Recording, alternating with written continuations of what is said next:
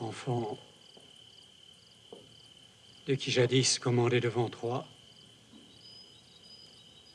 enfant d'Agamemnon, tu peux maintenant voir ce que tu désiras toujours. Ceci est la vieille terre d'Argos, l'enclos de cette fille harcelée par un temps, la fille d'Inachos. Là, au reste, la place du dieu tueur de loups, la place aux loups. À main gauche, le temple illustre qui est à Héra. Nous avons atteint, il faut le savoir, Mycène pleine d'or. Et ce palais sanglant des enfants de Pélops, où t'arrachant aux assassins de ton père, moi, en ce temps-là, je t'ai reçu des mains de ton sang, de ta sœur, et je t'ai emporté. Je t'ai sauvé, je t'ai élevé jusqu'à l'âge où tu es, pour venger ton père.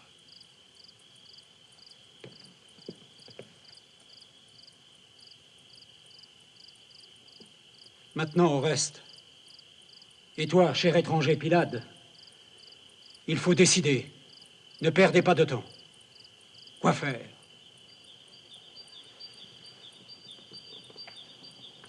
Déjà, l'éclat brillant du soleil fait renaître le chant des oiseaux saluant l'aurore. Et la noire conseillère des étoiles se retire. D'un moment à l'autre, les serviteurs vont sortir de la maison. Il faut vous concerter, nous sommes au bout de la route et il n'est plus temps d'hésiter. Il faut agir. C'est le moment. Le plus cher des serviteurs. Tant de signes éclatants tu m'as donné de ta fidélité pour nous. Comme un bon cheval garde son courage, même s'il est vieux, et dresse encore l'oreille au milieu du danger. Toi, tu nous presses de nous battre et tu marches le premier. Je veux que tu saches ce que j'ai décidé. Toi, oui. Écoute exactement ce que je vais te dire et reprends-moi si je m'égare. Quand j'ai consulté l'oracle Pythique pour savoir le moyen de faire justice à mon père sur le corps de ceux qui l'ont tué, Apollon m'a répondu ceci. Écoute, seul, sans bouclier, sans armée, par la ruse, en dissimulant, il faut que j'accomplisse l'égorgement légitime réservé à mes mains.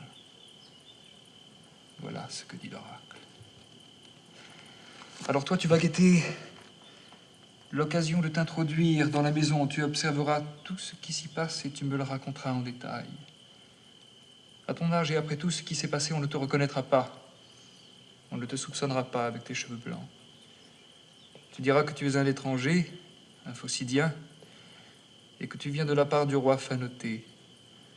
C'est leur grand ami, leur hôte du temps de guerre. Après, annonce-leur sous la foi du serment que Oreste est mort. Par un sort malheureux. Au jeu Pythique, il a roulé de son char en marche. Tu broderas sur cette fable. Nous, comme le Dieu l'ordonne, nous irons d'abord au tombeau de mon père, lui faire hommage de libation et aussi de cheveux coupés sur mon front. Et puis, nous reviendrons en serrant dans nos bras l'urne de bronze que nous avons cachée dans les buissons, tu l'as vu. Et le mensonge de l'agréable nouvelle, nous l'apporterons nous aussi. Mon corps est mort. Il n'est plus que cendre et charbon.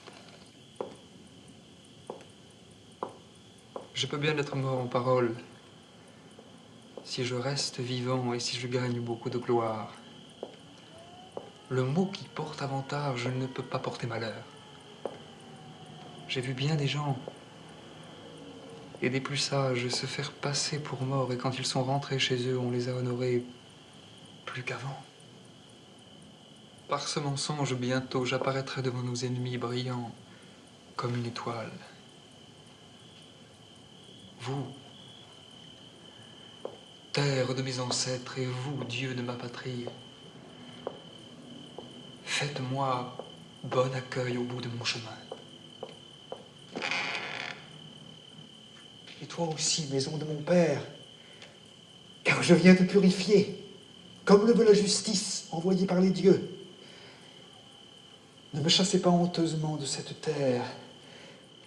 Permettez-moi de posséder ma richesse ancienne, de relever ma maison.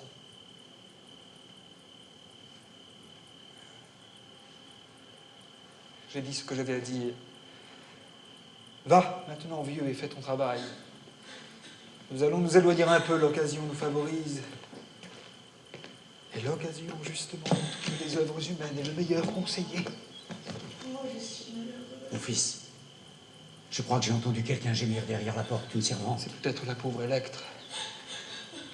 Veux-tu que nous restions ici où nous devrions pleurer? Pas du tout!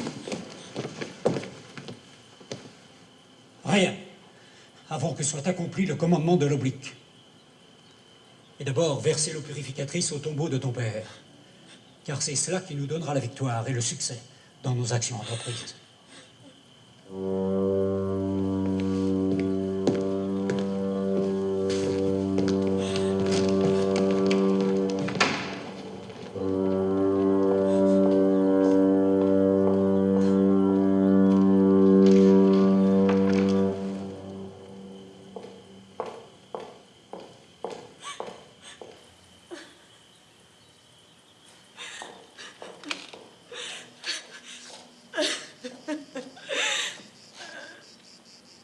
Oh, pure lumière.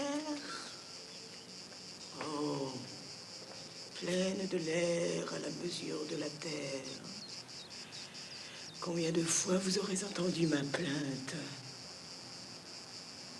Combien de fois les coups frappés sur ma poitrine et qui me laissent en sang à l'heure où la sombre nuit se retire. Tout le temps qu'il fait noir, seul mon lit détestable dans cette triste maison m'entend pleurer mon père. Malheureux qui n'a pas rencontré la mort en terre étrangère. Ma mère et son amant Égiste, comme un bûcheron fend un chêne, lui ont fendu la tête avec une hache. Et jamais une autre que moi n'a pleuré sur toi, mon père. Toi, mort de cette indigne et pitoyable mort. Mais tant que je verrai le feu jaillissant des étoiles, et aussi cette lumière du jour, je continuerai mes mauvaises plaintes et mes lamentations. Sans cesse, comme un rossignol qui a perdu ses petits. Devant le seuil de mon père, je jetterai mon cri pour que tous l'entendent.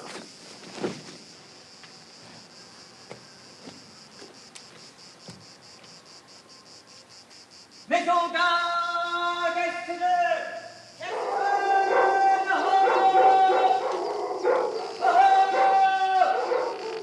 Hermès dessous la terre, puissante prédation.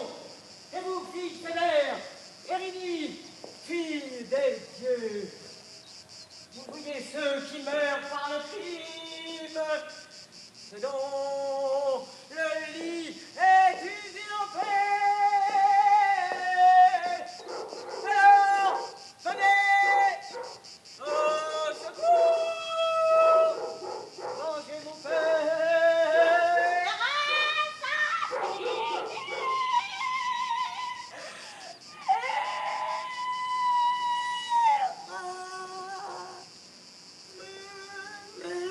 Moi, mon frère.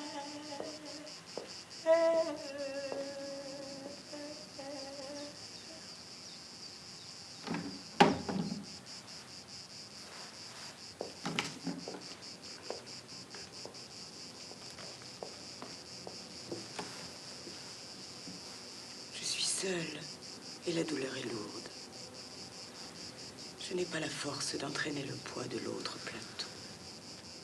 Enfant, enfant, de la plus misérable, Électre, de la plus misérable mère, pourquoi toujours gémir sans consolation, toujours sur lui, tomber dans le piège de ta mère, Agamemnon, livré aux mains d'un lâche. Celui qui a fait ça, qu'il meure. Si j'ai le droit de le dire.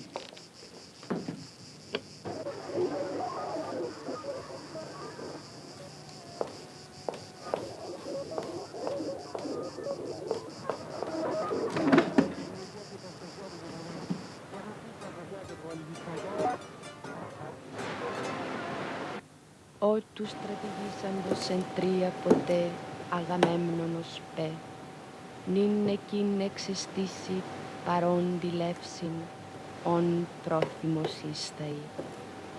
Το γάρ παλαιόν άργος σου πόθης τόδε, της ιστροπλήγος άλσος εινάχου κόρες. Αυτή δωρέστα του λυκοκτόνου Θεού αγορά λύκειος, ουξ αριστεράς δόδε ήρας ο κλινός ναός, ήδη κάμωνα πάσκιν νικίνας τας πολυχρήσους οράς. Vous, postérité de haute famille, vous êtes venu consoler ma peine? Je sais, je comprends, cela ne m'échappe pas. Mais je ne veux pas quitter mon deuil et cesser de pleurer les malheurs de mon père. Vous qui m'aimez, je suis folle. C'est vrai. Laissez-moi être folle, je vous en prie. Ni les sanglots, ni les prières n'arracheront ton père au marais de l'enfer où tous doivent descendre. Mais tu perds toute modération, tu te jettes au désespoir sans remède, tu pleures inutilement, tu te fais mourir lentement. Dis, pourquoi toujours vouloir souffrir? Innocent, qui oublie ses parents morts d'une mort lamentable. Moi, j'aime l'oiseau répétant sa plainte sans fin.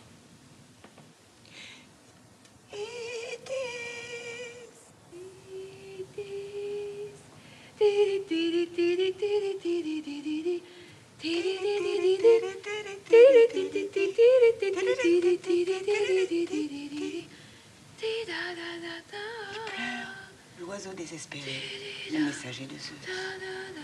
Triste Niobé, je dis que tu es ma déesse. Dans ta tombe de pierre, tu pleures pour toujours. Tu n'es pas seule, ma fille, à connaître la douleur parmi les gens. Mais tu te laisses emporter. Regarde tes sœurs qui sont de ton sang, de ta race, et qui acceptent de vivre, Chrysothémis, Iphianassa. Et celui aussi dont la jeunesse heureuse est protégée de la souffrance, et que la terre illustre de Mycène accueillera un jour, comme le fils, quand Zeus, bienveillant, guidera son retour. Oreste. C'est lui que j'attends. Sans repos, sans mari, malheureuse, sans enfant, morte, mouillée de larmes, traînant le poids infini de mes douleurs. Mais il oublie ce que j'ai fait pour lui et mes leçons. Je reçois des messages de lui, mais il ne fait pas ce qu'il dit. Il dit toujours qu'il voudrait bien rentrer. Il voudrait bien, mais il ne se montre pas. Courage, ma fille, courage. Le grand Zeus, c'est toujours au ciel celui qui voit et gouverne toutes choses. Abandonne-lui ta colère qui te fait souffrir au-delà de tes forces. Et n'oublie pas tes ennemis, mais il ne faut pas dépenser trop de haine pour eux. Le temps est un dieu complaisant. À Chrysa où paissent les bœufs sur les falaises, le fils d'Agamemnon ne t'a pas oublié, ni le dieu qui règne au bord de l'Achéron. Oui, et moi, j'ai déjà passé un long temps de ma vie dans le désespoir, et je n'en peux plus. Je suis une orpheline. Je me dissous. Et je n'ai personne pour me défendre. Pas un homme qui m'aime. Comme une réfugiée méprisée par tout le monde. Je suis servante dans la maison de mon père, misérablement vêtue et debout mendiante, entre les tables vides.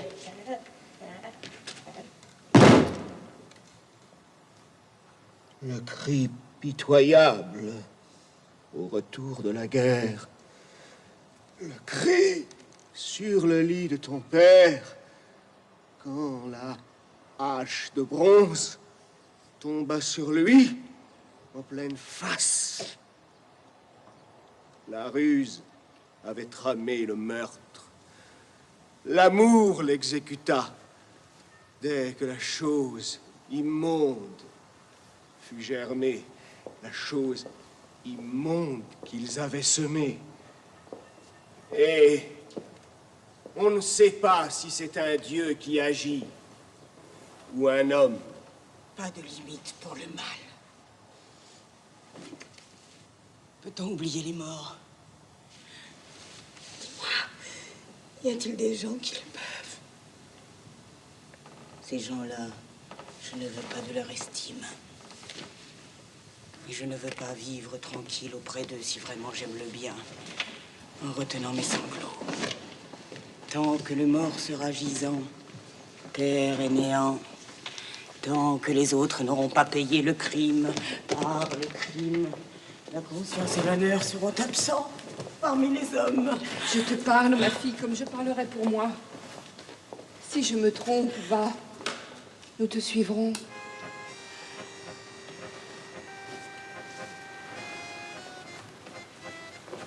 J'ai honte à penser, mes amis, que mes plaintes sans fin me font paraître peu patiente.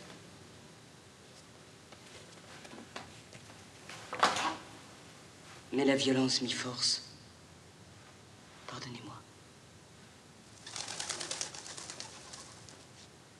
Quelle femme de bonne race ferait autrement que moi, ayant sous les yeux les malheurs de son père?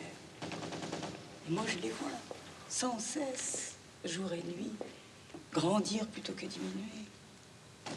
Ma mère d'abord, qui m'a mise au monde, je la hais. Et puis, vivre dans ma maison avec les assassins de mon père, qui me commandent, qui me refusent ou qui me donnent ce qu'ils veulent. Et mes journées, crois-tu? Quand je vois Égiste assis sur le trône de mon père, portant les mêmes vêtements que lui, ou versant les libations à la place où il l'a tué. Ou quand je vois cette infamie qui dépasse toutes les autres, l'assassin couché dans le lit de sa victime. Et à côté de lui, ma mère.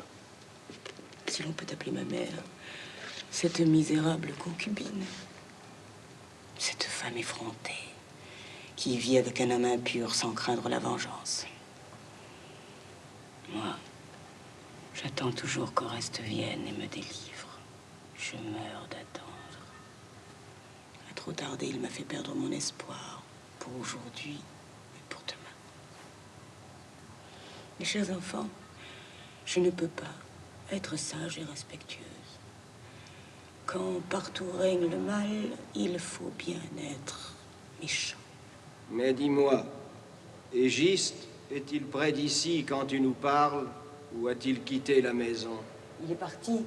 Crois-tu que je sortirais s'il était là? Il est sur sa terre.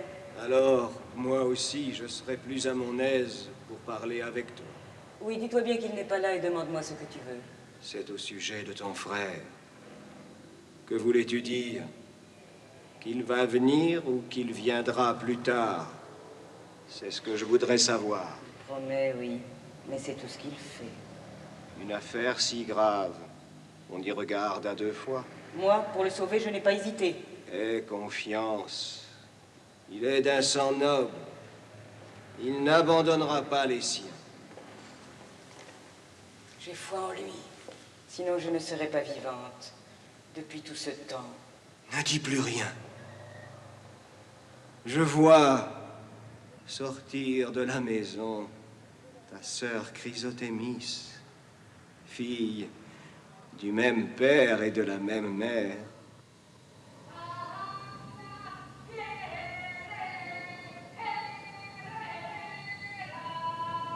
Elle tient dans les mains les offrandes que l'usage est de porter à ceux qui sont sous la terre.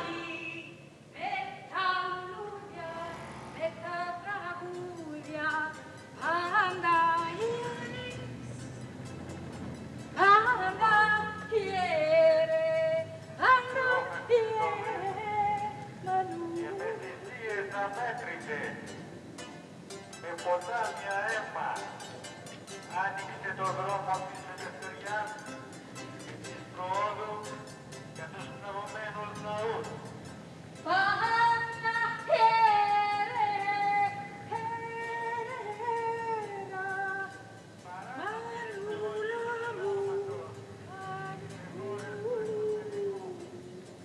Toujours à parler, ma sœur. À parler devant la porte. Le temps a beau passer, tu n'écoutes pas ces leçons. Tu te complais dans la colère.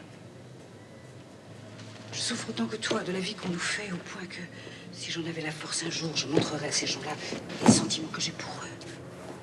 Mais je crois qu'il vaut mieux fuir devant la tempête. Et je ne veux pas m'imaginer que j'agis quand mes coups ne touchent personne.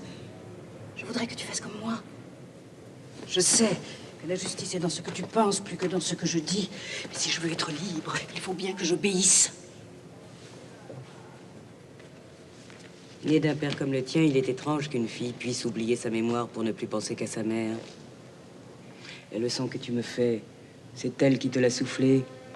Il faut choisir. Être folle ou raisonnable et alors oublier les siens. Tu avoues que tu montrerais ta haine si tu en avais la force. Et moi qui ne vis que pour venger notre père, tu refuses de m'aider. Tu me détournes d'agir. Lâcheté par-dessus nos misères. Apprends-moi. Non! Laisse-moi parler! Ce que je gagnerais à finir ma plainte. Je vis. Mal, je le sais. Je n'en demande pas plus et je les inquiète.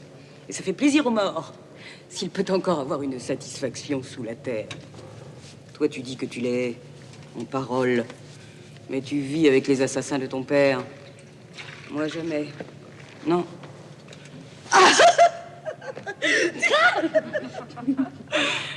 Même pour avoir ce qui te rend si fier. Jamais je ne me courberai devant eux. À toi, la table chargée, la vie facile. Moi, je n'ai faim que d'être libre. Je n'ai pas de goût pour tes privilèges. Et tu les mépriserais si tu avais la moindre sagesse. Tu pouvais porter le nom du plus noble des pères. Tu n'as pas voulu, va. Porte le nom de ta mère. Tout le monde verra que tu es une fille mauvaise, qui a trahi son père mort et ses amis. Pas de colère, je vous en supplie. Il y a du vrai dans ce que vous dites l'une et l'autre. Et vous devriez faire votre profit, toi, de ses raisons, elle, des tiennes. Oh, moi, mes amis, je suis habituée à son humeur. Je n'aurais rien dit si je n'avais pas entendu parler d'un grand malheur qui la menace et qui fera taire ses pleurs. Quel grand malheur! S'il dépasse mes malheurs présents, je n'aurai plus rien à dire. Je vais t'apprendre ce que je sais. Ils vont t'expédier, si tu ne veux pas te taire, dans un lieu voûté. Tu ne verras jamais la lumière du soleil. Un cachot à l'extérieur du monde où tu pourras gémir à ton aise. Réfléchis. Et tu ne viendrais pas t'en prendre à moi plus tard. Réfléchis, bien. C'est cela vraiment qu'ils veulent faire? Sitôt qu'Égiste sera là. Alors qu'ils reviennent vite. Malheureuse, qu'est-ce que tu dis? Oui, qu'ils reviennent s'il revient pour ça. Mais pourquoi tu es folle? Pour m'en aller loin de vous. Et la vie, ta vie, tu n'y penses pas? Elle est belle, ma vie. Elle serait belle si tu étais plus raisonnable. Non, ne me demande pas d'être infidèle au mien. Je ne te demande rien, mais il faut se soumettre à la force. Flatte la force. Je suis d'une autre espèce. Enfin, on ne peut pas se perdre par imprudence. Nous nous perdrons et on reste avec nous. Mais nous vengerons notre père. Notre père me pardonne, j'en suis sûre. Excuse pour les lâches. Tu ne veux pas m'entendre? Non, je ne suis pas si naïve. Alors je suis mon chemin. Où vas-tu? À qui portes-tu ces offrandes? Ma mère m'envoie les poser sur la tombe de notre père. Comment? Le plus haï des hommes? Et qu'elle a tué, c'est ce que tu veux dire? Qui lui a conseillé ça? Qui a eu l'idée? L'idée? Lui vient, je crois, de la frayeur qu'elle a éprouvée cette nuit. Oh, Dieu de mes pères, aujourd'hui au moins soyez avec moi. Cette peur te rend confiance? Peut-être. Raconte-moi son rêve. Je ne peux pas te dire grand-chose. On dit toujours, il suffit de peu de mots parfois pour donner du courage. Elle a vu ton père. Ton père. Mon père. Paraître une seconde fois, revenant à la lumière. Devant le foyer, il a planté son sceptre. Le même que tient Égiste aujourd'hui. Du sceptre jaillit un laurier florissant, si grand qu'il couvrait à lui seul de son ombre le pays de Mycène. J'ai appris tout cela d'un homme qui se trouvait près d'elle quand elle a raconté son rêve au soleil. Je ne sais rien de plus. Sauf qu'elle m'envoie parce qu'elle a peur. Je t'en supplie, au nom de nos dieux familiaux, crois-moi, ne te perds pas par imprudence. Et tu peux me repousser, le malheur te ramènera. Ma sœur, crois-moi, ces offrandes que tu tiens dans les mains, ne va pas les poser sur le tombeau. Ni la justice, ni la piété ne te permettent, au nom de sa pire ennemie, de rendre les honneurs funèbres à notre Père ou de verser l'eau qui purifie. Jette au vent tout cela. Ou enfouis-le profondément dans la poussière, afin que rien d'elle, jamais, ne parvienne jusqu'à lui. Quand elle sera morte, elle trouvera ses offrandes conservées pour elle, sous la terre. Et d'abord, si elle n'était pas la plus ignoble des femmes, jamais elle n'aurait offert ces libations insultantes à celui qu'elle a tué. Écoute, crois-tu que le mort dans son tombeau les recevra d'une âme bienveillante? Lui, mort sous ses coups à elle, ignominieusement, et mutilé comme un ennemi, bras et jambes coupés, liés sous les aisselles, et elle essuyait pour se purifier larmes sanglantes sur sa tête. Les dons que tu portes n'effaceront pas le crime. Non. Laisse tout cela. Maintenant, il faut couper une mèche de tes cheveux. Et des miens aussi. C'est peu de choses, mais c'est tout ce que j'ai. Puis tu lui offriras ses cheveux sans parfum. Et aussi cette ceinture sans ornement. Tu te mettras à genoux et tu le prieras du fond de la terre de venir à notre secours contre nos ennemis et de faire qu'Oreste, son fils, nous revienne vivant et qu'il pose son pied sur leur corps. Alors, nous lui rendrons nos hommages avec des mains chargées de présents plus riches que ceux-ci. Je crois, oui, je crois que c'est lui qui a envoyé ce cauchemar à notre mère. Aide-nous, ma sœur, pour toi, pour moi, et pour celui que nous aimons plus que tous les autres, notre Père gisant aux enfers. Elle a parlé selon la piété. Si tu es sage, ma fille, tu feras ce qu'elle a dit. Je le ferai, puisque c'est juste. Il ne faut pas hésiter, il faut agir vite. Mais, sur ce que je vais tenter, mes amis, je vous supplie de vous taire. Car si ma mère l'apprenait, mon audace me coûterait cher.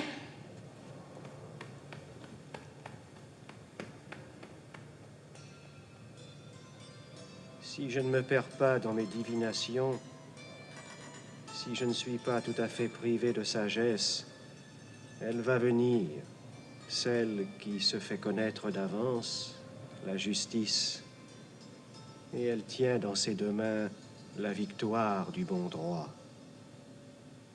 Encore un peu de temps, ma fille. L'assurance grandit en moi depuis ce rêve heureux que j'ai entendu. Le roi des Grecs n'a rien oublié. La vieille hache aux deux ailes de bronze n'a rien oublié, qui le fit mourir par violence. Et la vengeance, aux pieds de bronze, aux pieds innombrables, aux mains innombrables, secrètement s'approche. Désir adultère, sans mariage, sans lit de noces. Assassinat! C'est bien pour cela que j'ai bon espoir. Et je sais que le présage atteindra les coupables et leurs complices. Ou bien il n'y a plus de signification pour les hommes à tirer des oracles et des rêves qui leur font peur, si cette vision de la nuit ne conduit nulle part. Funeste course de Pélops, jadis fatale à mon pays. Depuis le jour où Myrtille tomba et s'endormit dans la mer, à bas de son char tout en or, par une exécrable violence. Jamais encore la violence n'a quitté cette maison.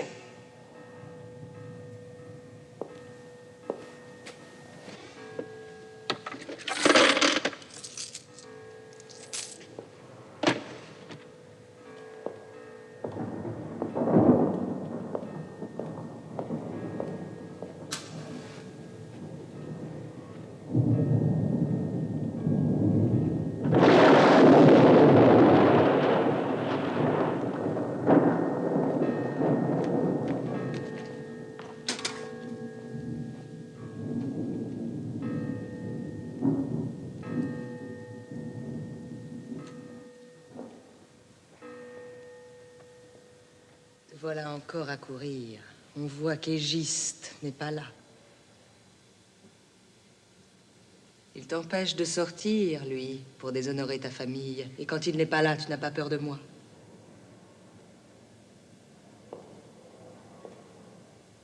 Tu répètes partout, à tout instant, que je gouverne ma maison d'une façon brutale et injuste.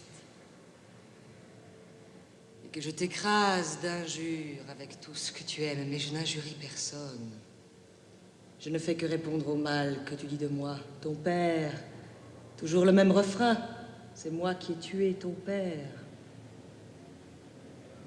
Oui, c'est moi.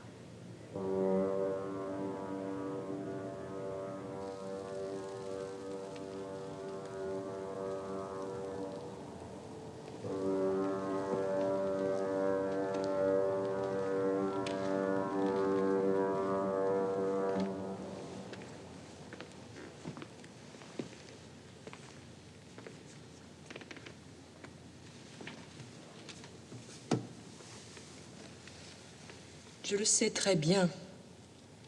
Je ne dis pas le contraire.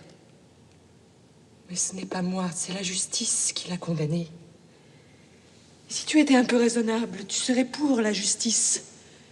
Car enfin ce père que tu pleures toujours, seul de tous les Grecs, a eu le courage de sacrifier ta sœur au Dieu. Il avait pourtant moins souffert pour l'engendrer que moi pour la mettre au monde. Enfin.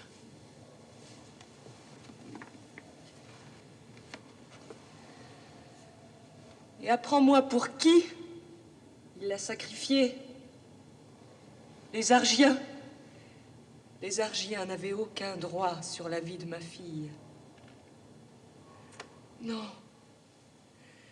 Il s'est substitué à son frère Ménélas pour me prendre ce que j'avais de plus cher. Et il n'aurait pas dû me rendre des comptes.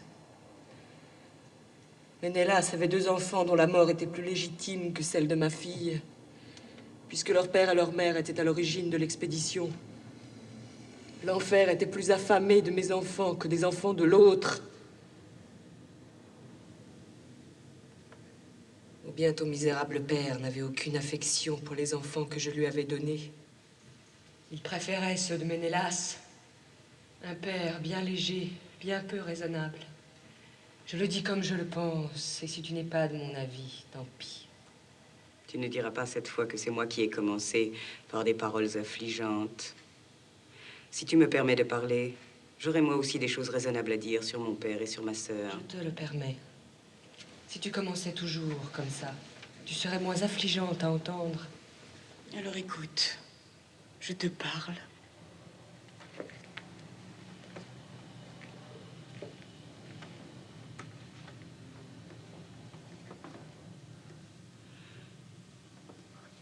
Tu avoues que tu as tué mon père. Avec justice ou sans justice, quelle honte dans ton aveu.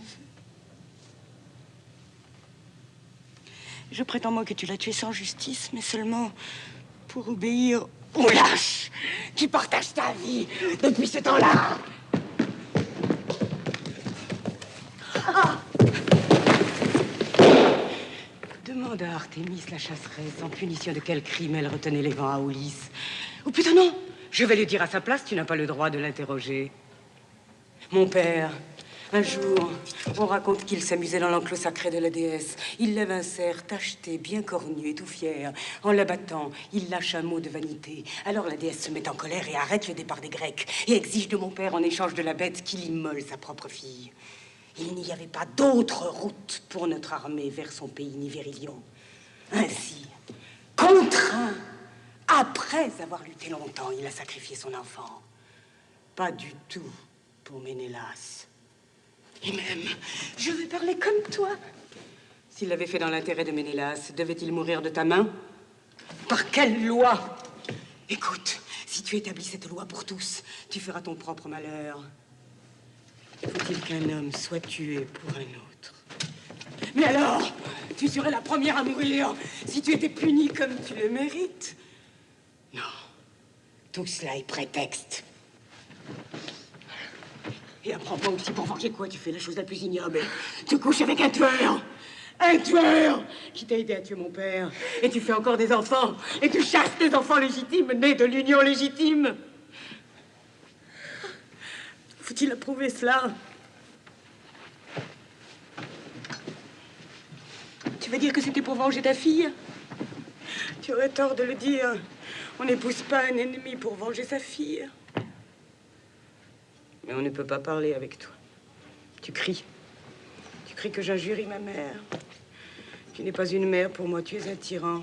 Pour moi qui mène cette triste vie au milieu des peines sans nombre que je vous dois, à toi et à ton amant. Et là-bas, en terre étrangère, celui qui t'a échappé de bien peu, Oreste, traîne aussi une vie lamentable. Souvent, tu m'as reproché de l'élever pour le jour de ton châtiment. Eh bien, crois-moi, je l'aurais fait si j'en avais eu la force. Maintenant, va crier partout que je suis une fille mauvaise, bavarde, éhontée. C'est que je tiens de ton sang. Je la vois brûler de colère, mais il ne semble pas qu'elle ait grand souci d'avoir la justice pour elle. Moi, faut-il que j'aie souci d'une fille qui insulte ainsi sa mère? À l'âge qu'elle a, tu ne vois pas qu'elle est capable de tout? Faut d'avoir honte. Aussi, j'ai honte de tout ce que je fais ici, même si tu ne le vois pas. Je sais que je ne me conduis pas bien pour mon âge et pour ma naissance. Mais c'est toi, c'est ta haine qui me force. La laideur entraîne la laideur après soi. Effrontée.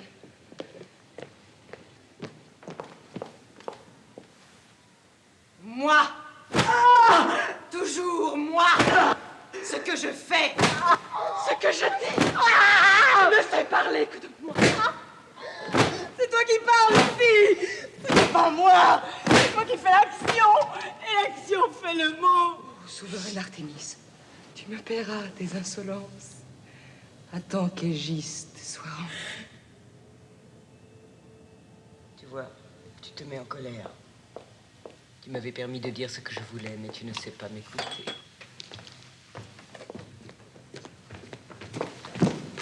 Toi qui es là, tiens bien en l'air mon offrande, afin qu'en même temps j'élève vers le Dieu les prières qui me délivrent de mes craintes présentes.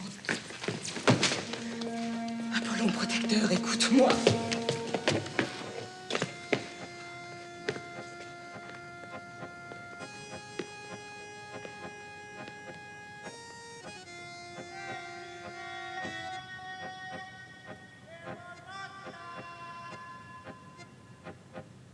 Je parle à mon couvert. Ici, je n'ai pas d'amis avec moi. Et tout n'est pas bon à dire au grand jour, surtout quand cette fille est là. Elle me hait. Et elle pourrait bien semer des mensonges dans toute la ville avec ses cris à n'en plus finir. Alors, entends mes paroles secrètes. La vision que j'ai eue cette nuit dans mon rêve ambigu, si elle est favorable. Oh, roi, tueur de loups, fais qu'elle s'accomplisse.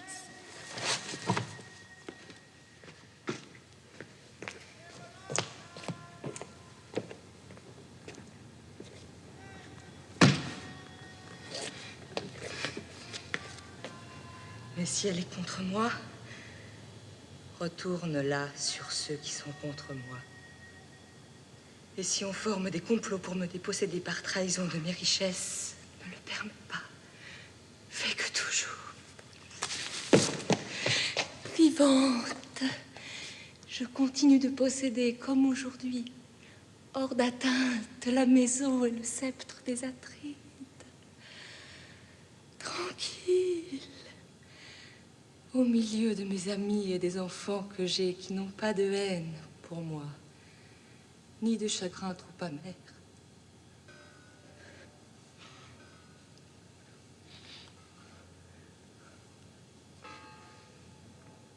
Apollon, tueur de loups, écoute ma prière, exauce-la pour nous tous, telle que nous te l'adressons. Le reste, sans que je le dise, je pense que tu le sais déjà, puisque tu es un dieu. Les enfants de Zeus peuvent voir tout.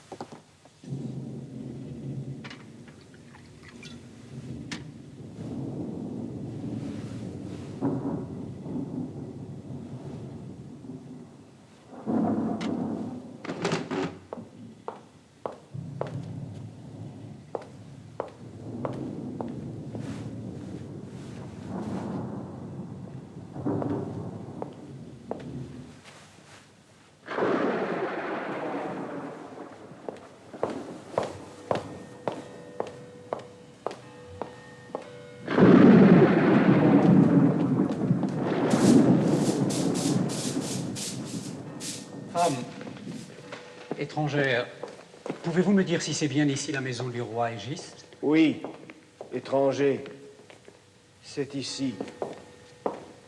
Tu ne t'es pas trompé. Et c'est sa femme aussi que j'aperçois. On voit bien que c'est une reine. Je ne pouvais pas mieux dire, c'est elle. Salut à toi, reine. Au nom d'un ami, j'apporte une bonne nouvelle pour toi et aussi pour Égiste. J'en suis bien heureuse. Mais avant toute chose, je veux savoir qui t'envoie. Phanoté de Phocide.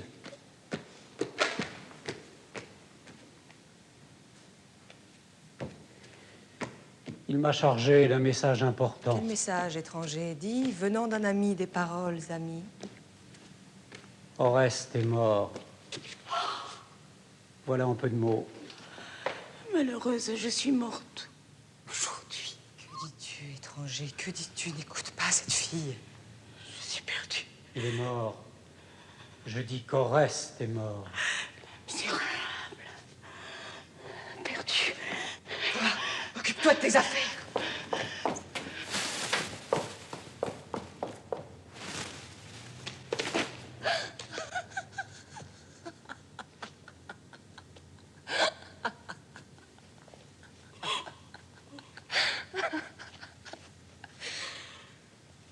À moi, étranger, dis-moi la vérité.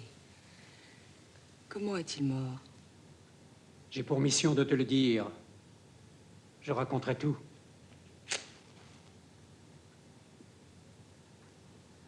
Oreste était venu au célèbre concours à Orgueil de la Grèce pour y disputer les couronnes delphiques.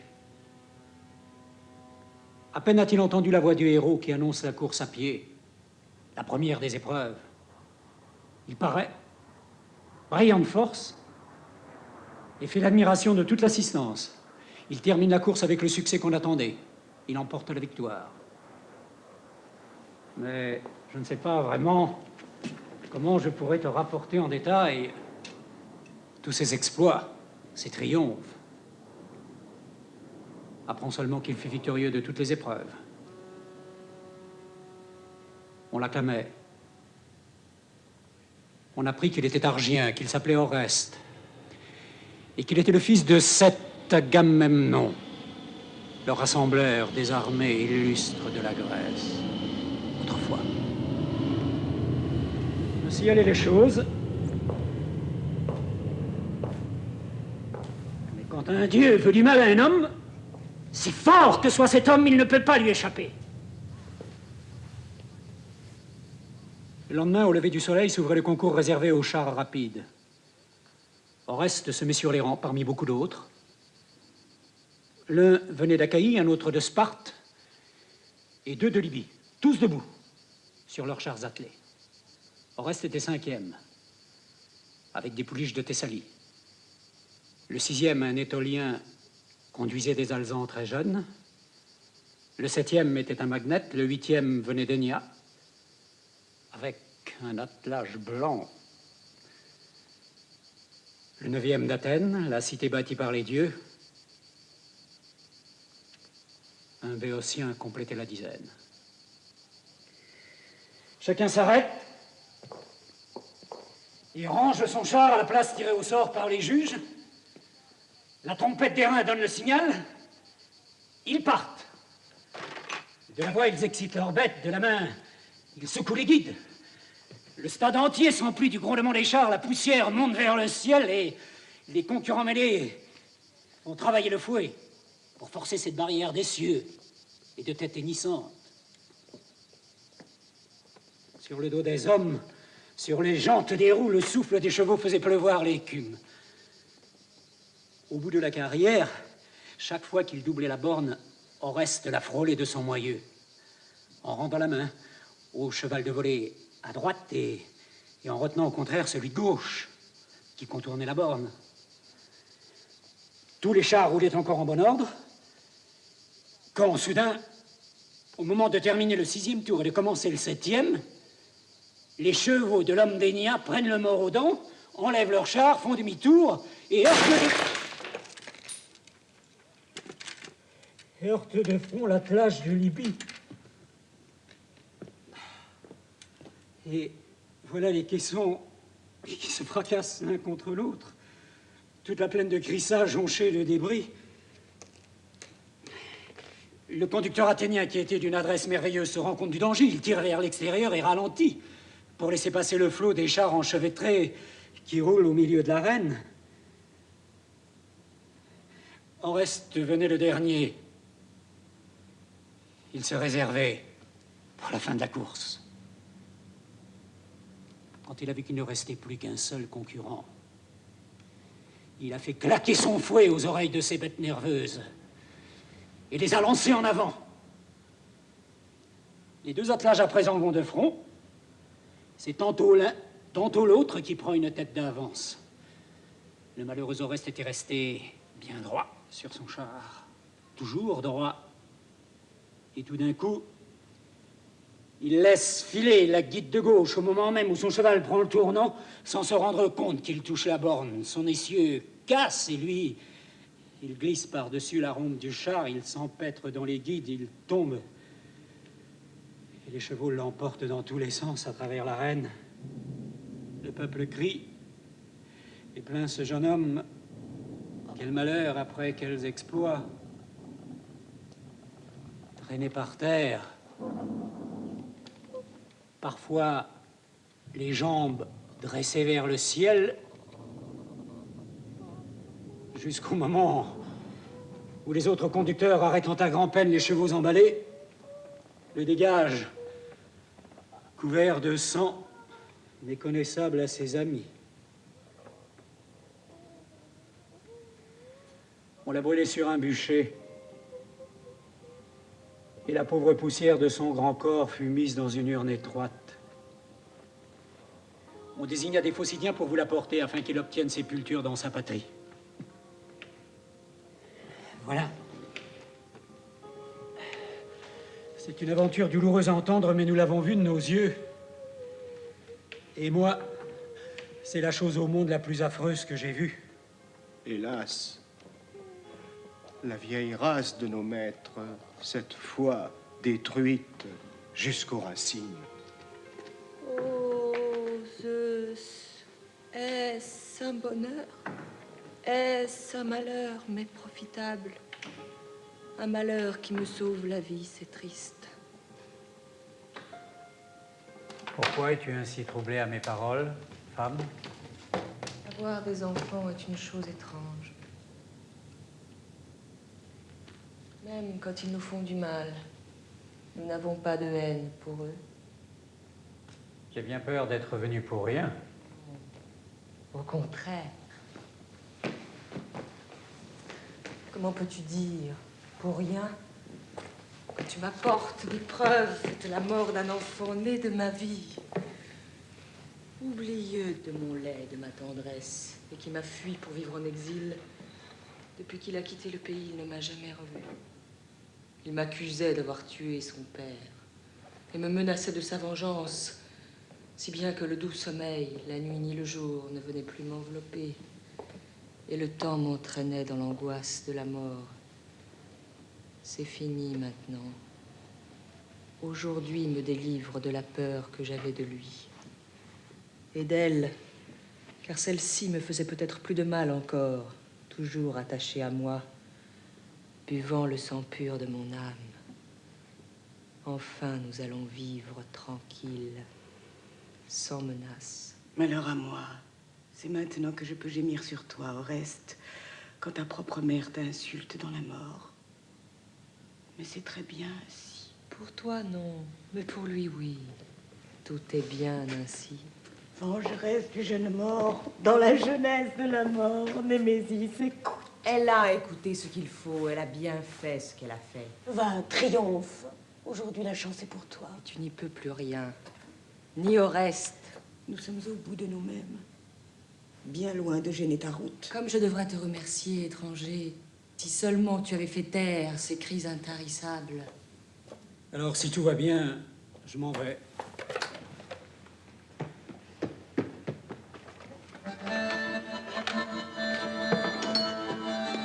Non! Non! Ce serait indigne de moi de la vie qui t'envoie! Non!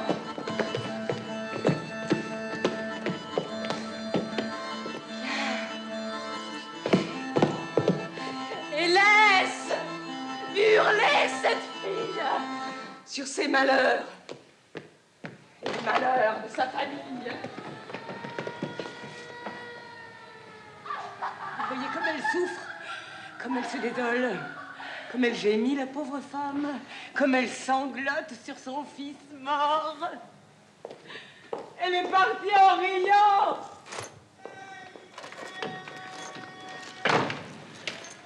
Malheur à moi. Oh, mon Oreste, ta mort me tue. En t'en allant, tu m'enlèves le seul espoir qui me restait.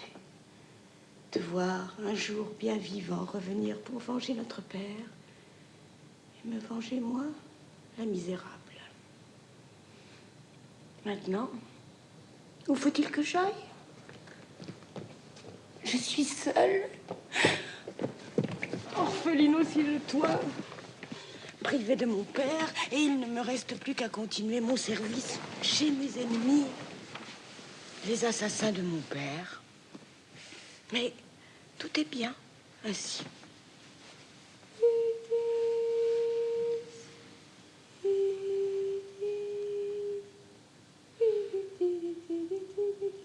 Non, je ne passerai pas ma vie dans cette maison, ici, à cette porte. Je laisserai pourrir mes jours. Et si ma présence leur pèse, eh bien, qu'ils me tuent. On me rendra service en me tuant, car vivre me fait trop mal. Et je n'ai plus envie de vivre. Où est la foudre de Zeus? Où est le soleil brillant? S'il voit tout cela, il se cache tranquillement. Ma fille, pourquoi pleurer? Pas si fort. Tu veux me tuer? Comment? Doucement, mais tu veux que j'espère encore? Tu me piétines, pourrissante. Tout le monde doit mourir!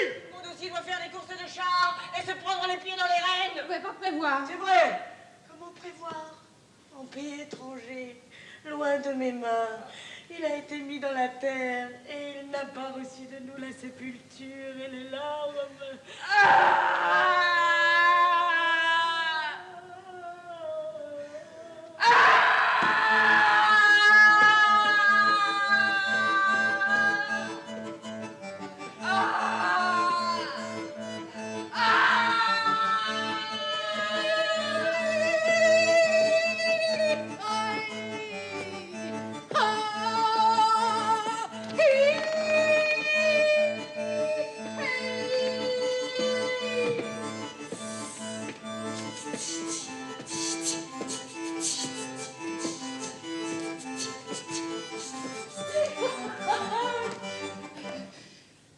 Ma sœur chérie, je cours vers toi, la joie me presse. Je t'apporte une bonne nouvelle. Et la fin de tes malheurs qui te faisaient tant pleurer. Tu crois que tu peux me guérir? Ma peine est sans remède. Oreste est près de nous. Je te le dis, c'est vrai, aussi vrai que je te vois. Tu es folle, ma pauvre amie. Ou tu te moques de tes malheurs et des miens? Non, par le foyer de nos pères, je ne dis pas cela pour rire, mais parce que c'est vrai. Il est près de nous en personne. Ma pauvre enfant. Mais de qui tiens-tu la nouvelle pour y croire si fort? De moi, de personne d'autre. J'ai vu des preuves véritables et j'y crois. Des preuves? Pauvre petite. Dis-moi ce que tu as vu qui te fait brûler de cette fièvre. Au nom des dieux, écoute-moi. Quand tu sauras, tu pourras dire si je suis folle ou sage. Alors parle, si parler te fait plaisir. Je vais te dire tout ce que j'ai vu.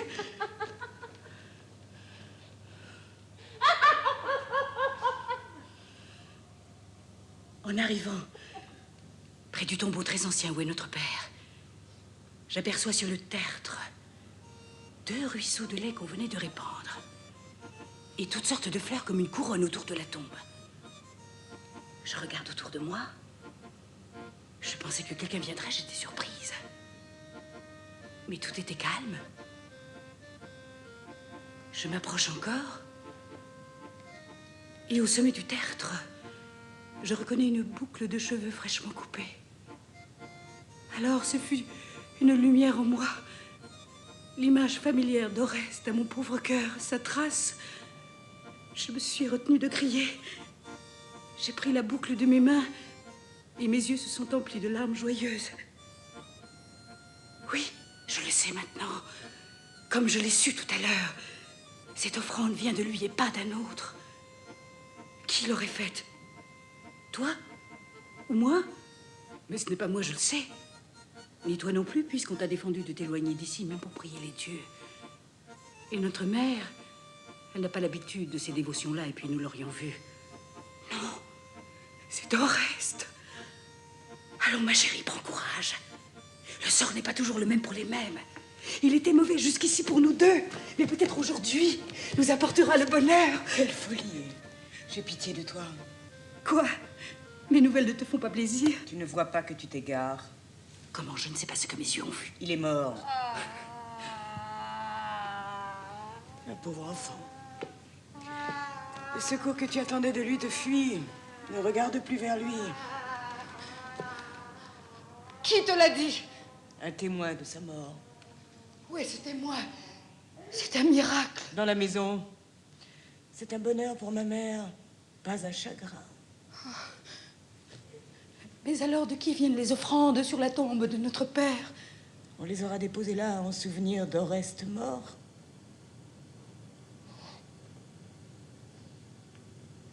Et moi qui me hâtais, dans la joie de la bonne nouvelle, j'étais loin de mesurer notre misère. J'arrive et je trouve des malheurs nouveaux à joindre aux anciens. C'est comme ça. Mais si tu m'écoutes, tu secoueras ce pot de peine qui t'écrase. Je ne ressusciterai pas les morts. Ce n'est pas ce que j'ai dit. Je ne suis pas folle. Et que me conseilles-tu que je sois capable de faire? Oser ce que je te dirai.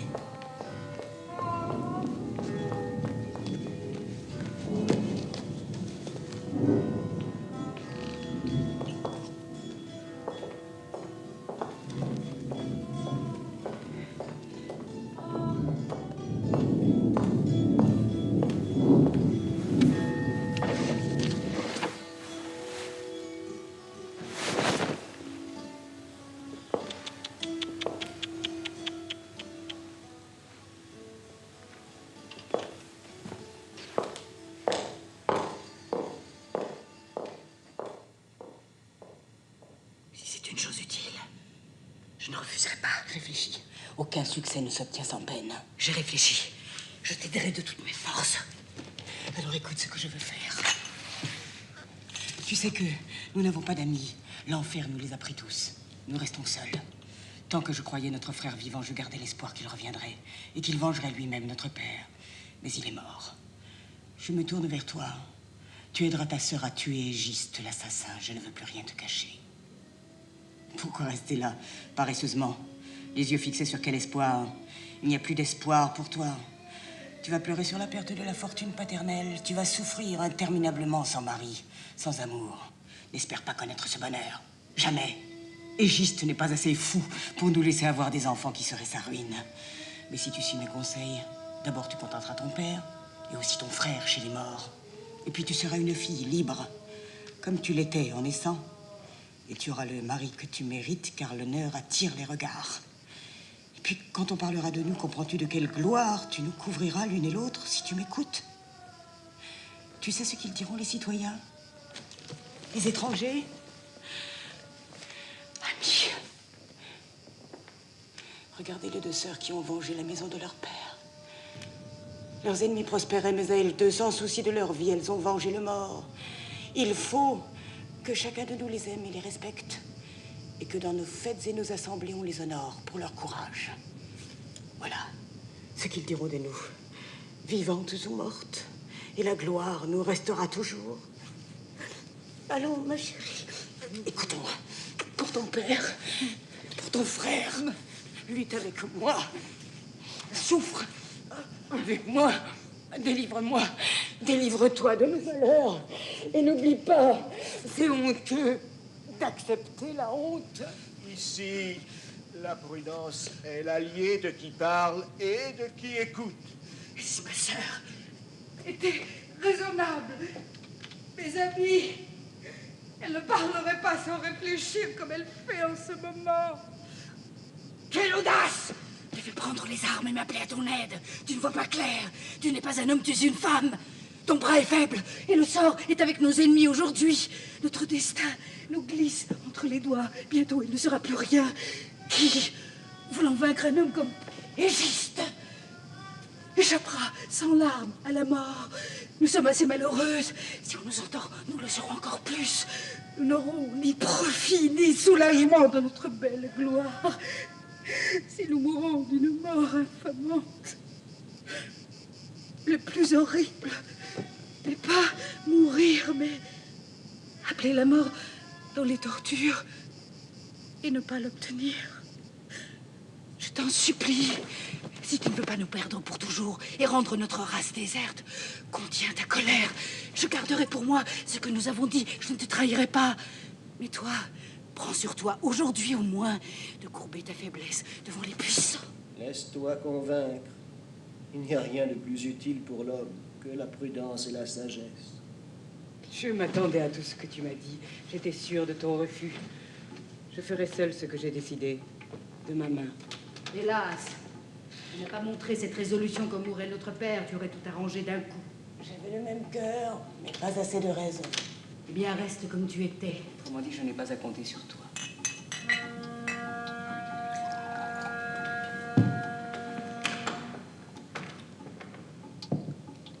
Les entreprises mal engagées se terminent mal. J'envie ta prudence, mais je hais ta lâcheté. Un jour, tu me donneras raison. N'attends pas ça de moi. Le temps est long, il nous départagera. Va-t'en, tu ne me sers à rien. Si, mais c'est toi qui ne veux rien entendre. Va trouver ta mère et raconte-lui tout.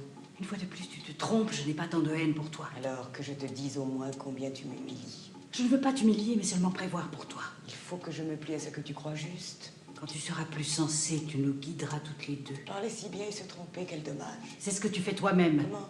Je parle contre la justice? Quelquefois, il est dangereux de défendre la justice. Je ne réglerai pas ma vie sur ces principes-là. Fais comme tu veux. Un jour, tu diras que j'ai raison. Je ferai comme je veux, tu ne me fais pas peur. C'est vrai, tu ne changeras pas d'avis. Rien n'est plus laid qu'un conseil de lâcheté. Tu te refuses à me comprendre. Depuis longtemps, ma décision est prise, pas d'hier. Je m'en vais, puisque tu ne veux pas m'entendre. Moi, je ne veux pas voir ce que tu fais. C'est ça. Rentre. Je ne te suivrai jamais. Il est fou de s'acharner aux choses vaines. Crois ce que tu crois. Quand le malheur sera là, tu reconnaîtras que j'avais raison.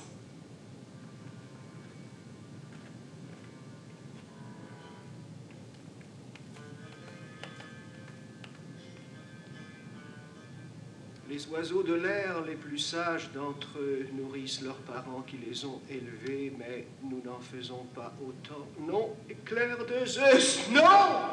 Justice du ciel. La punition vient toujours à son heure. Oh, renommée, par qui la voix des hommes arrive sous la terre, va dire aux Atrides là-bas dans l'enfer mon triste message. Le deuil et la honte. Leur maison est ruinée.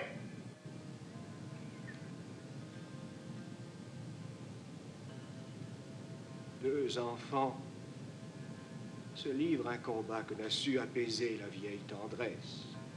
Seul, trahi, électre, ballotté par la tempête, jour et nuit, pleure son père, gémissante comme l'oiseau plaintif, prête à fermer les yeux pourvu qu'elle ait pris sa vengeance double. Fille de sa race, les gens de haute vertu dans le malheur ne laissent pas salir leur nom. Mon enfant,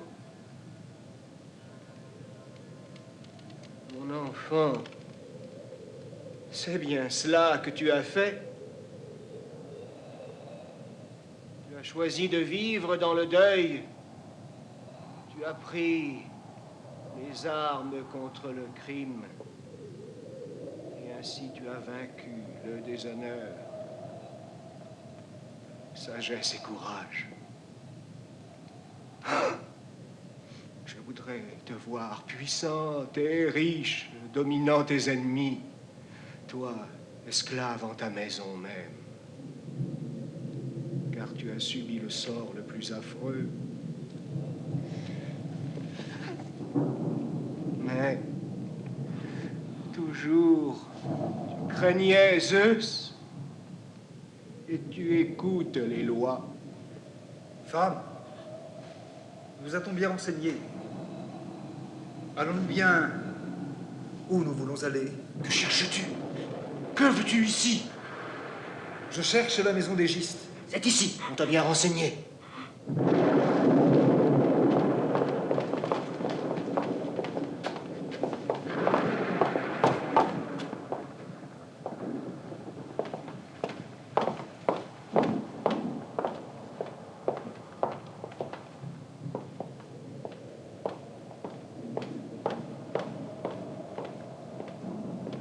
Qui d'entre vous pourrait dire aux habitants de la maison que nous sommes là? On nous attend. Elle. Si quelqu'un de leur maison doit porter ton message, c'est elle. Va, femme. Et dis-leur que des gens de Phocide sont là et qu'ils demandent Égiste. Alors à moi, ils apportent des preuves certaines. Des preuves de quoi? Non, je viens de la part du vieux Strophios au sujet d'Oreste. Que dis-tu là? Oh, j'ai peur! Portons-la, tu vois, dans une urne légère. Le peu qui reste de lui. Oui, malheur, malheur, c'était bien ça. J'ai devant moi, sous ma main, et certaine, la douleur que j'attendais. Toi qui pleures le malheur d'Oreste, c'est vrai. Cette boîte enferme son corps.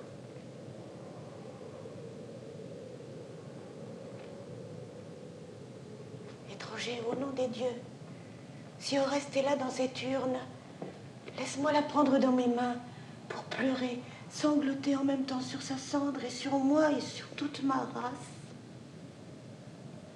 Donne, Milion. Je ne connais pas cette femme. Et ce n'est pas la haine qui lui fait dire ce qu'elle dit, c'est une amie, sans doute, ou bien une parente.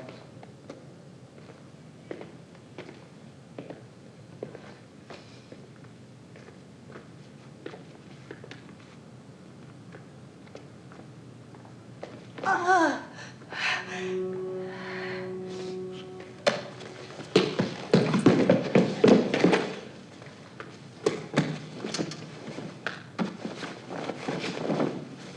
Oh, dernier souvenir du plus aimé. Oh, mon Oreste, je suis déçue de te revoir ainsi, bien différent de l'espoir que j'avais. Aujourd'hui, là, dans mes mains, mon petit, tu ne pèses plus rien. Et moi, je t'avais fait partir brillant de santé. J'aurais dû mourir moi-même avant de t'envoyer au pays étranger quand je t'ai sauvé la vie. Ou bien, si tu étais mort ce jour-là, tu aurais trouvé ta place au tombeau de ton père, tu aurais partagé avec lui. Mais tu es mort misérablement, loin de ton pays, loin de ta maison, très loin de ta sœur.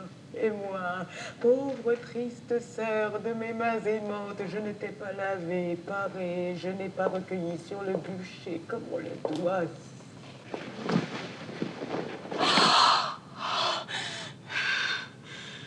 Cet affreux poids de cendres. Des mains étrangères se sont occupées de toi, et tu es ce petit tas de poussière dans l'urne étroite. Moi, pauvre fille, qui ai tant pris soin de toi, et cela n'a servi à rien. Moi, si heureuse de cette peine. Jamais tu n'as été pour ta mère un trésor aussi cher que pour moi. Et ce n'est pas les gens de la maison qui t'ont élevé, c'est moi, ta sœur, que tu appelais toujours. Maintenant, tu es mort. Il a suffi d'un jour, tout s'est envolé. Tu as tout emporté comme un grand coup de vent.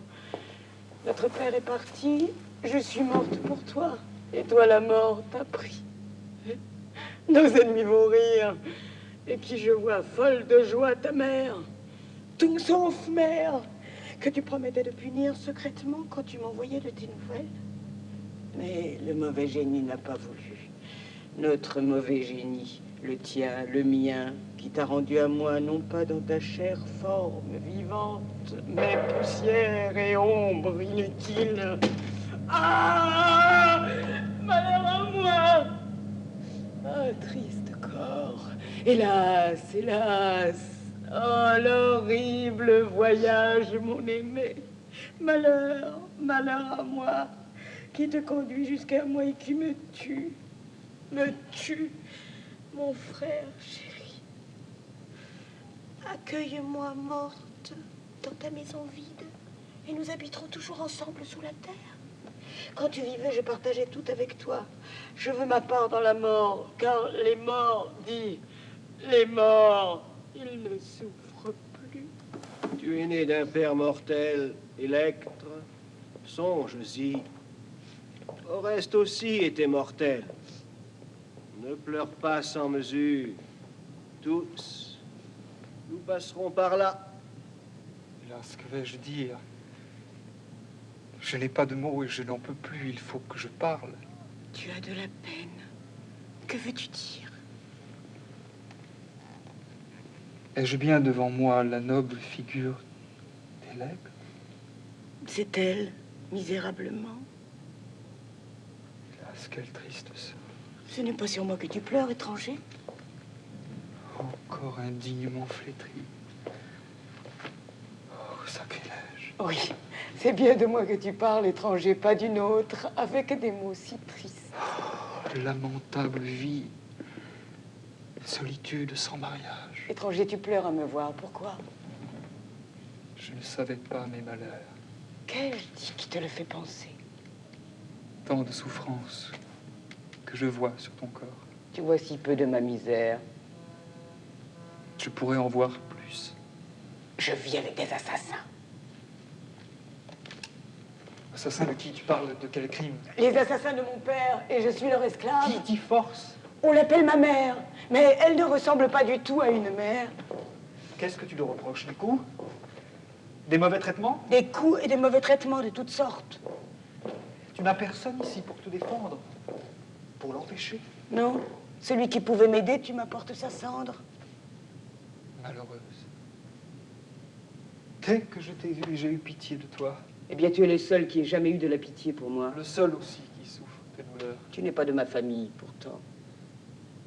Je pourrais te le dire si ces femmes sont tes amies. Ce sont mes amies, tu peux parler devant elles. Alors lâche cette urne si tu veux tout savoir. Non, je t'en prie, étranger, ne me demande pas ça. Écoute-moi, tu n'as rien à y perdre.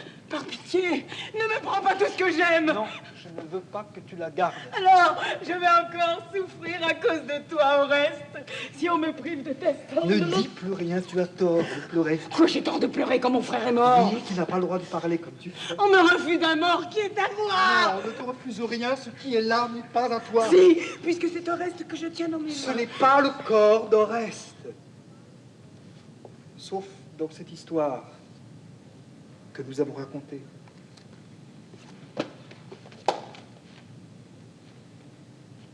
Où est la tombe alors du pauvre Oreste? Pas. Un vivant n'a pas de tombe. Que dis-tu, petit? La vérité.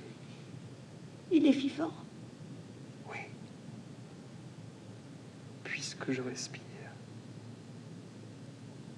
Tu es Oreste.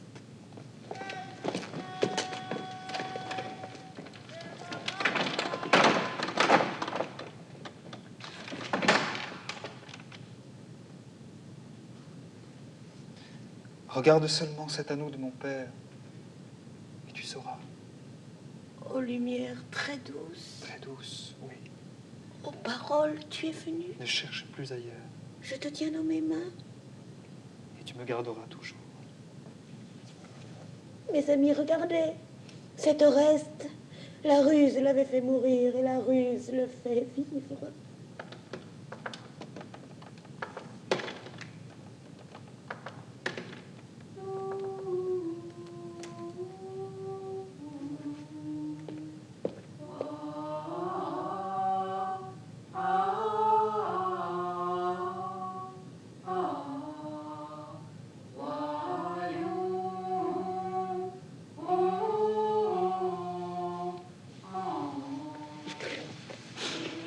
Ô descendance, enfant de qui j'aimais le plus au monde, te voilà donc enfin. Tu es venu, tu as trouvé, tu vois ce que tu voulais revoir. Oui, je suis là. Mais ne dis rien. Attends. Il vaut mieux se taire, j'ai peur qu'on nous entende. Artémis toujours vierge devant quelques pauvres femmes. 20 fardeaux de la terre toujours enfermés dans ces murs. Je rougirais d'avoir peur. Méfie-toi même des femmes. Le dieu de la guerre parfois les habite, tu le sais par expérience. Tu as rouvert notre mal. Rien ne peut l'abolir, rien ne peut le faire oublier. Je le sais. Je le sais, mais on s'en souviendra quand il faudra. Toute ma vie à moi. Toute ma vie sera le temps d'en parler. J'ai trop souffert. Je suis libre. Aujourd'hui, j'ouvre la bouche. Je comprends, mais préserve ta liberté. Comment? Tant que l'occasion ne sera pas venue, ne parle pas trop longuement. Je changerai les mots pour le silence quand je te vois là, contre toute apparence et contre tout espoir. Tu m'as vu, mais quand les dieux l'ont bien voulu. Je vois plus grande encore, vraiment, si c'est un dieu qui t'a mis sur la route menant à moi. C'est vrai, je reconnais l'œuvre d'un bon génie. J'hésite à éteindre ta joie et pourtant j'ai peur qu'elle t'entraîne trop loin. Non, après une si longue absence, tu t'es mis en route et je t'aime.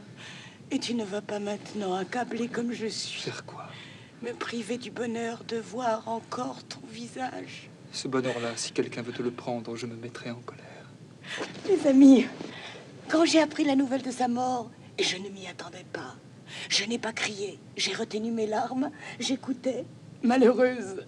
Maintenant, je t'ai. Aucun malheur ne m'arrachera ton beau visage. Ne dis plus rien.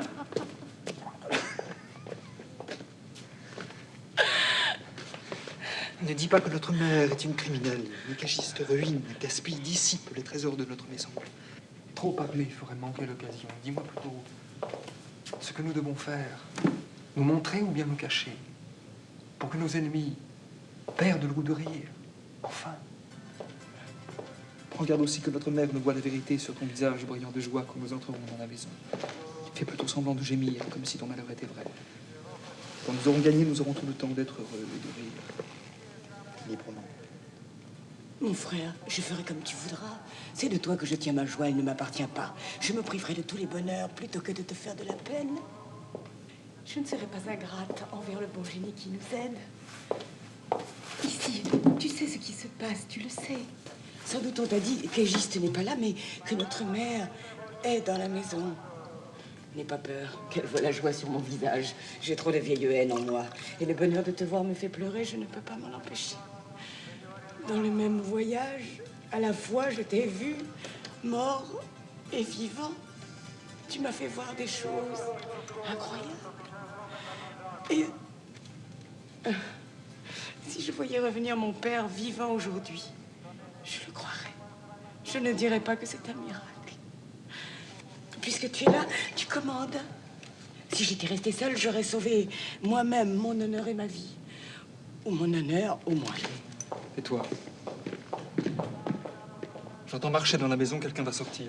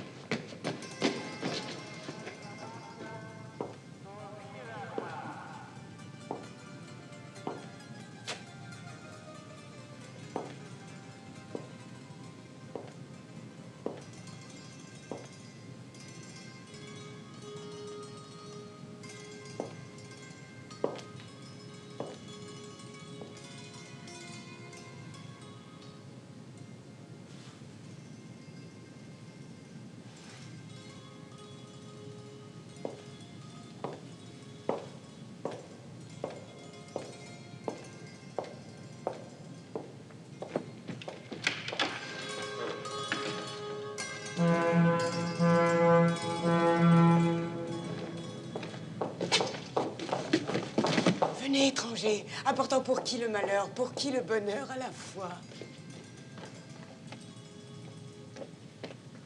Vous avez perdu l'esprit. Vous êtes fou. Vraiment, vous ne tenez pas à la vie, vous n'avez donc rien dans la tête. Vous ne reconnaissez pas l'approche du danger.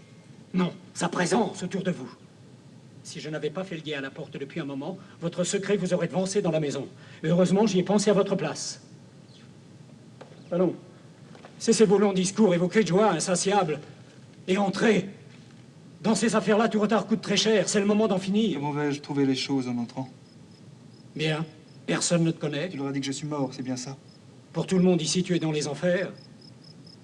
Alors ils sont contents, qu'est-ce qu'ils disent? Je te répondrai quand nous aurons fini. Pour l'instant, tout va bien pour eux. Je veux dire, tout va mal. Mon frère, qui est cet homme? Dis-le-moi, je t'en prie. Tu ne le reconnais pas? Non, je ne le reconnais pas. Tu ne sais plus à qui tu m'as confié autrefois. À qui? Qu'est-ce que tu dis? L'homme. Secrètement, qui m'emporta au pays de Phocide. Grâce à ta prudence, dans ses bras. Le seul entre mille, le seul fidèle quand notre père est mort. C'est lui, ne m'en demande pas plus. Ô jour le plus aimé, ô toi, sauveur unique de la maison d'Agamemnon, comment es-tu venu ici? C'est toi. Oui, toi qui nous as sauvés, lui et moi, de tout le mal innombrable. Oh, ma chérie, pied secourable. Tu étais là depuis longtemps, je ne l'ai pas su. Et je croyais par tes paroles feintes que tu m'apportais le malheur. Par tes actions, tu m'apportais le bonheur. Salut, Père.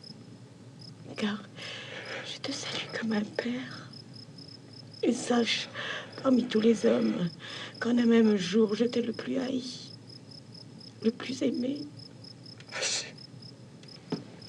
Assez.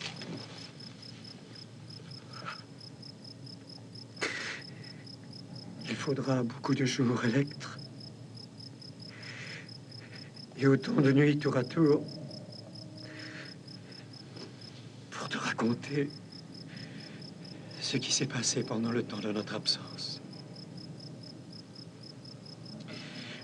Vous deux, je vous le dis, c'est le moment d'agir. Clytemnestre est seul. Il n'y a pas d'homme dans la maison. Si vous tardez trop, vous aurez contre vous les gens d'ici et tous les autres. Plus malins, plus nombreux. Oui, ne disons plus rien. Pilade, entrons vite. Et d'abord, il faut nous prosterner devant les dieux de nos pères, sous le portique.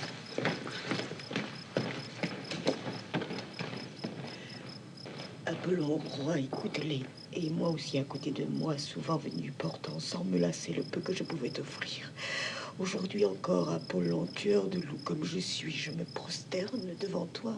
Je t'en prie, je t'en supplie, sois bon pour nous et pour ce que nous voulons faire. Et montre aux hommes de quel prix les dieux peinent à piété. Regardez-le qui s'approche, soufflant la guerre dans le sang, le meurtre. Sous le toit de la maison, les chiennes sont entrées, celles qui flairent les trahisons mauvaises. Et elles trouvent toujours ce qu'elles cherchent. Le rêve qui flottait dans mon cœur n'a plus longtemps pour être vrai. Le vengeur des morts à la marche perfide pénètre au foyer de son père, où dort la richesse antique. Il porte à deux mains le sang au tranchant du couteau. C'est la ruse qui le guide, caché dans l'ombre, et la ruse ne peut plus attendre. Mes chers amis, dans un instant, nos hommes auront fini. Je vous en prie, ne dites rien. Où en sont les choses en ce moment? Qu'est-ce qu'ils font? Elle prépare l'urne pour les funérailles. Et eux sont debout à côté d'elle. Toi, tu es là pourquoi? Pour Égiste, au cas où il rentrerait, pour qu'il ne nous surprenne pas.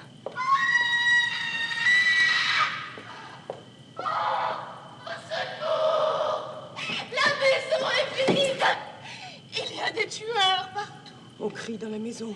Vous entendez, mes amis? Malheureuse, j'entends des cris. Je n'aurais pas voulu entendre. Je tremble. Au secours! Égiste! Oui, Égiste. On a encore crié. Mon fils! Mon fils, aie pitié de moi!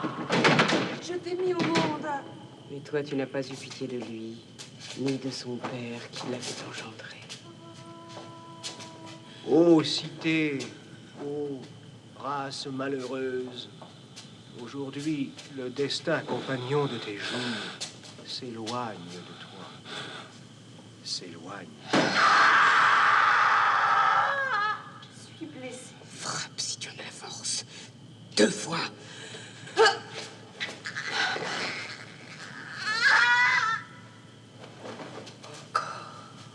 Il y en a autant pour Égiste.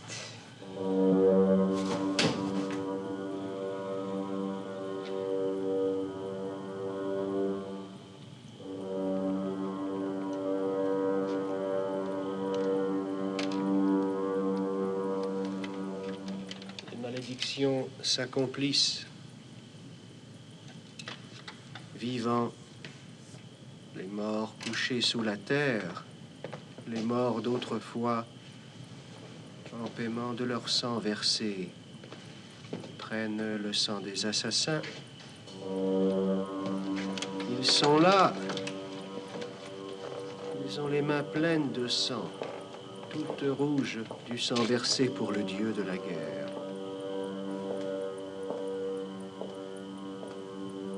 Je ne leur fais pas de reproches. Eh bien, au reste, tout est juste. Si l'oracle était juste.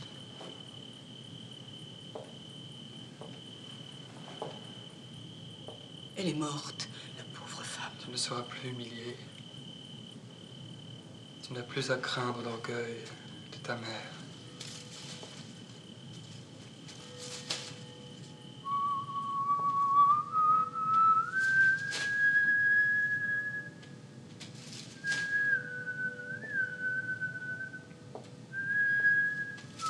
Taisez-vous, je vois Égiste. Oui, c'est lui. Mes enfants, vous ne rentrez pas? Vous le voyez? Il vient vers nous, par la porte de la ville. Il a l'air joyeux. Entrez vite et refaites votre ouvrage. Bien, comme vous l'avez fait. Ne t'inquiète pas, c'est fini. Alors, dépêche-toi. Voilà. Je suis parti. Je reste ici. Je m'occupe de tout. Il faut peut-être lui dire quelques mots d'amitié qui flattent son oreille, pour qu'il se jette de lui-même dans le filet de la justice.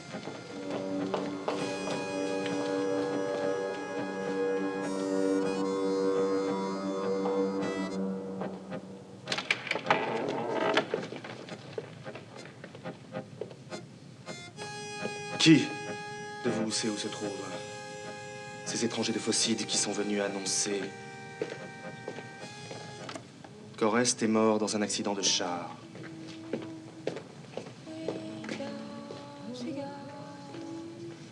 Réponds, toi.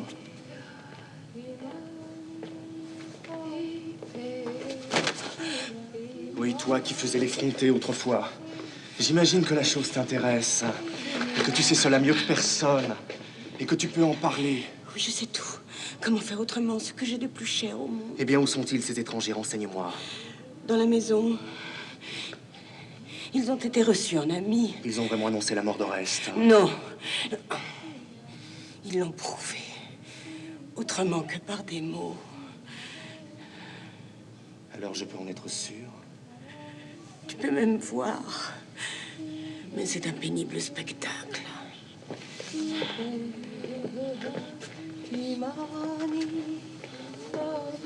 Tu ne m'as jamais rien dit qui m'ait fait tant de plaisir. Ce n'est pas ton habitude. Tu crois que tu as raison d'être content. Sois content. J'ordonne qu'on se taise. Et que nos portes s'ouvrent.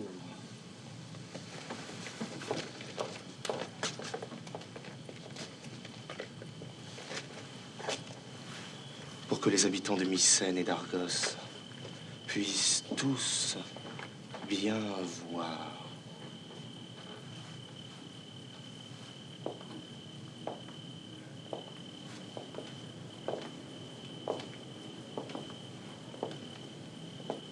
Et que ceux qui se sont laissés aller jadis à placer de vains espoirs en cet homme-là, aujourd'hui devant son cadavre, acceptent mon joug et ne m'oblige pas à les corriger pour leur apprendre comment on devient raisonnable. Moi, c'est déjà fait. Avec le temps, je suis devenue plus sage. Je suis obéissante à ceux qui ont la force avec eux.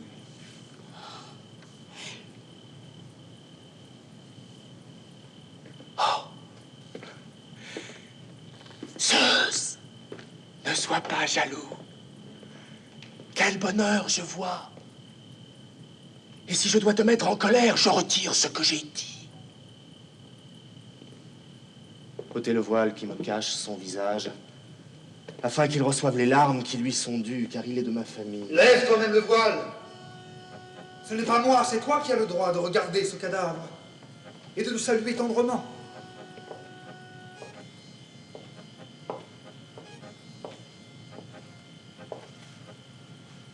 Ton conseil est bon.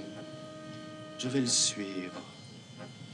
Toi, va chercher Clytemnestre si elle est dans la maison. Elle est près de toi, ne la cherche pas ailleurs.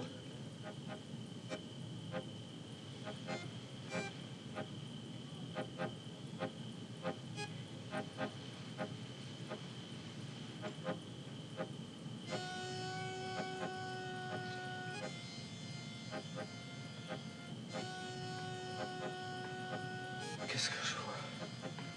De qui as-tu peur? Qui est là que tu ne reconnais pas? Je suis tombé dans les filets de qui, malheureux? Tu n'as pas encore compris que tu parles à des vivants depuis longtemps, comme s'ils étaient morts. J'ai compris. Celui qui parle ici. Oreste. C'est Oreste qui me parle. Tu as deviné. Et tu t'es trompé longtemps. Je suis perdu. Perdu. Laisse-moi dire encore un mot. Ne le laisse plus parler, je t'en supplie, mon frère. Ne le laisse pas gagner du temps. Un homme chargé de crime, s'il doit mourir, qu'est-ce qu'il ferait d'un délai? Tue-le, vite. Et abandonne son cadavre aux fossoyeurs qu'il mérite, les chiens et les oiseaux de proie. Alors, je serai délivré de ma longue peine. Entre. Vite, ce n'est plus le temps des discours, c'est le temps de la mort. Pourquoi me faire entrer dans la maison? Si ton action est belle, as-tu besoin de Londres pour la faire?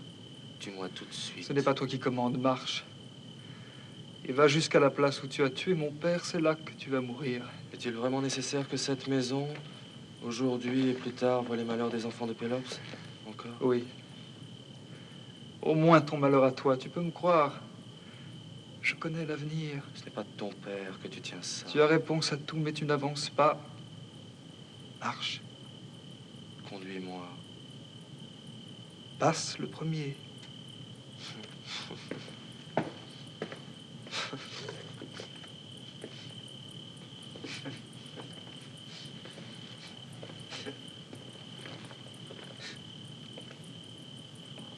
J'ai peur que je m'échappe.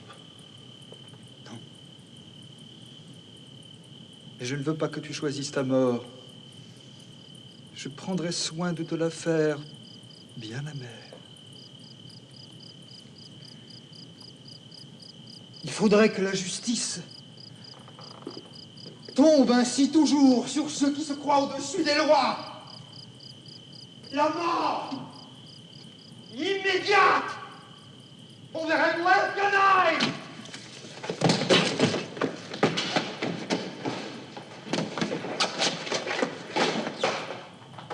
Semence d'Atrée, tu as beaucoup souffert. Et à la liberté, tu arrives à grand-peine par cet effort, enfin.